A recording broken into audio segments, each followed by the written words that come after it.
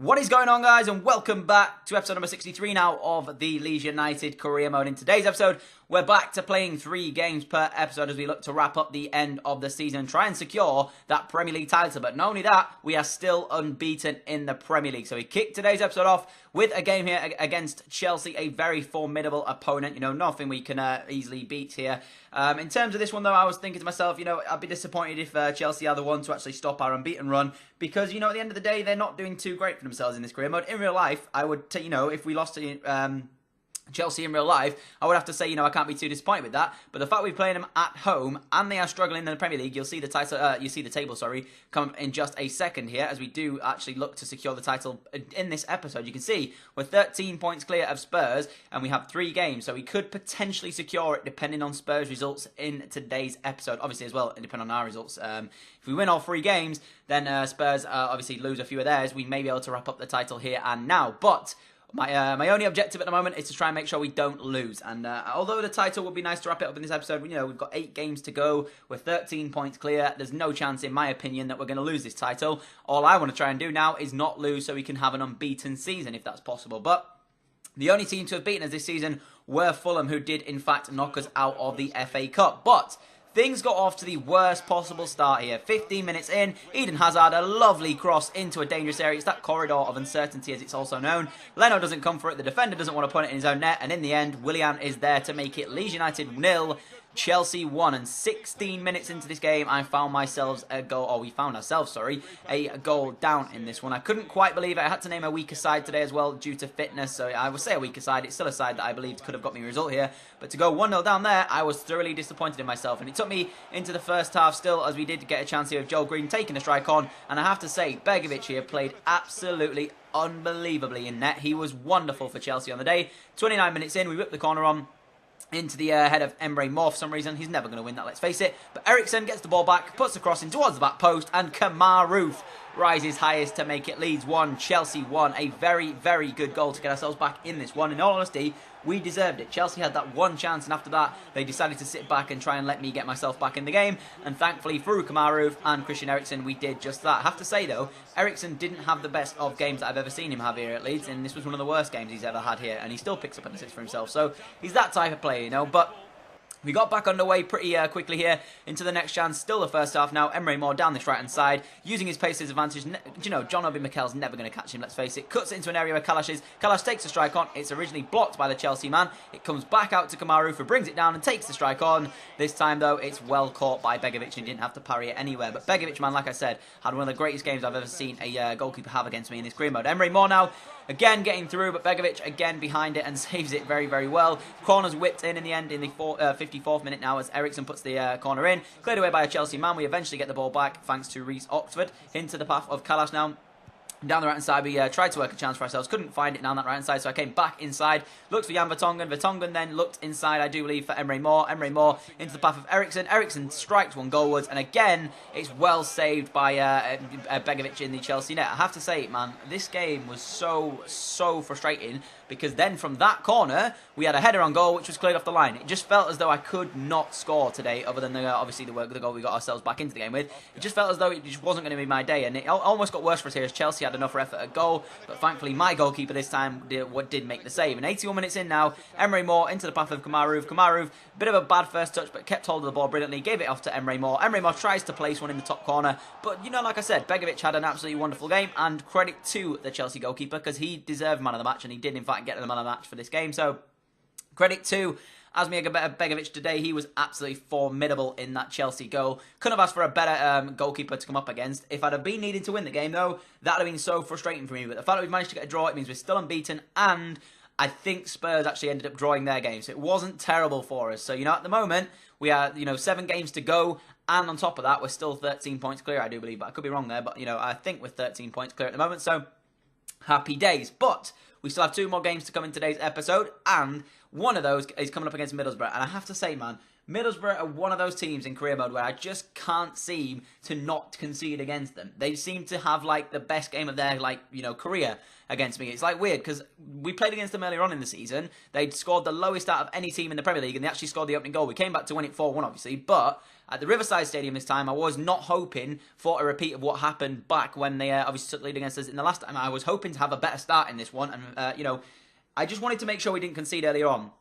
If we didn't concede, I felt comfortable enough to go on and win the game. But there against Chelsea, we conceded the first goal. I don't want to be conceding goals first. I want to have a good performance straight from the off and not have to worry about me having to get the game back on level terms after we concede. It's just one of those things. So at the Riverside, we went to this one here against Middlesbrough. Obviously, last time we played against them, they obviously took the lead first. We don't want that happening again here. You can see the side that I'm about to name. It'll come up on your screen. Back to having the starting 11 that I would want, our strongest possible starting 11. It's only going to get better next season when we, in fact, do have the likes of Martial, Barkley, all these players coming in here to Ellen Road when we will be playing Champions League football next year, which is going to be mental for you guys in this series. So fingers crossed I can actually put a performance in there as well.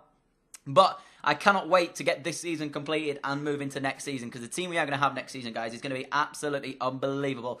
I can't wait to use Martial up front. He's going to be crazy good. I can't wait to, use the likes of Barkley. We've got a number of players coming in that's just going to be absolutely brilliant to use. And on top of that, it's going to make our team even better, meaning that we won't have to make as many signings for cash. Obviously, I'll still ask you guys who you want me to sign, and I'll take as many signings as you guys suggest and try and get them in this career mode. But whatever suggestions you have for players you want me to sign, leave them in the comments as per usual, and I'll look over them and make some decisions based on what you guys tell me. So, we went into this Middlesbrough game here, 8 minutes in, and it came to Joel Green here into the path of Emre Moore. Moore takes a strike on. A wonderful block, though, from a Middlesbrough defender. They clear the ball away, and somehow I don't win the header against Jordan Rose. Then all of a sudden, I was thinking, where on earth has my centre-back's gone? And I realised I put it on counter-attacking unbelievably badly. And Jordan Rose gets in, and just like last time, we managed to concede the opening goal of the game. And I was so annoyed with myself. Like, if I hadn't put it on counter-attacking, there'd be no way that we would have conceded there because Vertonghen would have just ran onto it and made the tackle, and he didn't. And I was like so mad with myself. I couldn't quite believe what had happened to me. I was thinking,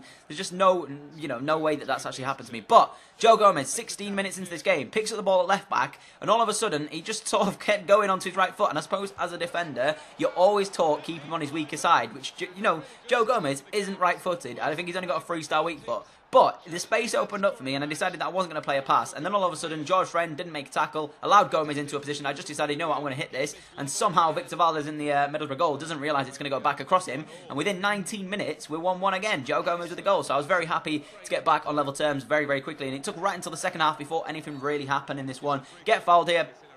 Bit of an interesting one. I wouldn't have said personally that it was a really bad tackle. He did sort of win the ball, but he did take the man as well. Eriksen, you know what he's capable of from this sort of range from a free kick. I hit the wall though with this one, but it comes back to Christian Eriksen, who on the half volley smashes one into the top corner. What an absolutely wonderfully hit goal this was from Eriksen. He scored some bangers over the time, and come the end of the season, or the end of the series, sorry, when we do a goal of the series based on what you guys vote, I can imagine that Eriksen is going to be in there a few times. So fingers crossed we'll score a few more better goals in this series. But if that's as many goals as we're going to get, in the series in quality wise, the O'Kane one, Eriksen scored a couple recently.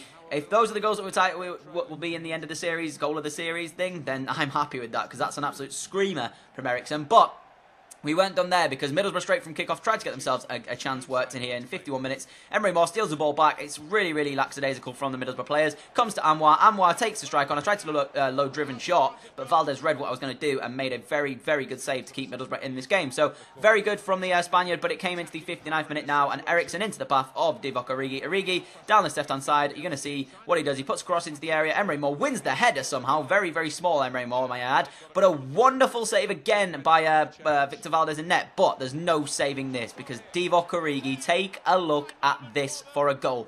Valdez doesn't even move. Valdez has no idea where that ball is going. Origi takes one touch and curls an effort into the top corner. Absolutely wonderfully hit finish from Divock Origi to make it Leeds United 3, Middlesbrough 1 at the Riverside. And I have to say, I was thoroughly over the moon with these goals that we scored, especially this one from Divock Origi. He hasn't really, being as good as this price tag that we paid for him, 32.5 million suggested, But that goal right there shows you the class that he does have in his locker. And I'm hoping next season he can find some more of that for us in the Champions League. And that was all the game had in store for us there. 3-1 victory against Middlesbrough. Very happy with that one, I have to say. The fact that we absolutely dominated. Look at that. One shot they had to my 9. So I absolutely dominated them completely during that game. So if we'd have lost that, I'd have felt very, very harshly done by. But we did manage to win it by 3-1, picking up 3 points and taking one step closer to the Premier League title. Not only that, we're still undefeated. So fingers crossed we can go the entire season. 6 games to go. I believe we can do it. We've got one more game in today's episode. I believe we can go unbeaten, and that's what I'm thinking anyways in my head. And if we can do it, then great. If not, I won't be disappointed at all, because we'll still have won the league title in a season where I said I'd take top 4. So at the end of the day, to win the title, when I said I'd take top 4, I'll be thrilled with that one if we can in fact get it. But we'll just have to wait and see what happens come the end of the season. There's no chance, in my opinion, that we're going to lose this title now away from Spurs. But they could have, like, a very good end of running form, and we could hit, poor form in terms of that one. But we did take on Newcastle. It's been a bit of a bane in this series so far. They seem to be a team that we struggle against when we've come up against them. It's one of those teams where I don't like playing against them, because it just feels as though whenever I come up against Newcastle, a lot of the bounces do not go my way. A lot of the bounces go Newcastle's way. And on top of that, it just feels as though right now, if we're going to lose to any team, it's going to be a team that I shouldn't be losing to. We beat Chelsea, we beat Arsenal, we beat Manchester City, we beat Man United, we beat Spurs twice. I think even we beat Spurs more than twice, actually, because we played them, I think, 5 times this season or something crazy like that. It's just mental. So we played Spurs like 5 times or 4 times, and we beat them every single time, barring one, which I think was a draw. So, or maybe we haven't actually beaten them all every single time, but we haven't lost to them, is what I mean. So we haven't lost to Spurs, and they're sat second. So if we lose to someone who's like a 15th or below place, I'm going to be so frustrated with myself, because I know for a fact that I should be comfortably beating teams like this right now. You see the team differential, and at the end of the day, Newcastle aren't even in the top 10. You can see the top 10 there. Arsenal sat in 4th.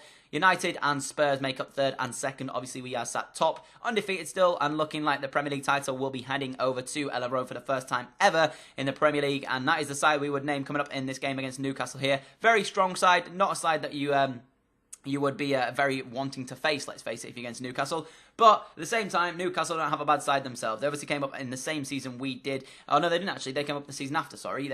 We beat them in the playoff final to come up to the Premier League in that season. So they have a decent enough team, so it's a bit of a retribution for them. Can they end our unbeaten run, just as we ended their hearts when we beat them in that playoff final? 24 minutes into the game. Gouffran, what a ball this is, and how about that? That is absolutely ridiculous. Every time someone puts a cross into the box at the moment, it feels as if my defence just don't know what to do in the air to clear the ball, and then they have a strike on goal which just ends up going in the rifle into the back of the net. And I was thinking, I don't believe this. We're 1-0 down, just as we were against Chelsea, just as we were against Newcastle. So for all 3 games in today's episode, we would have to come from behind, and surely at some point we're not going to be able to do that. Alex Iwobi now 52 minutes in as Remy sent one wide.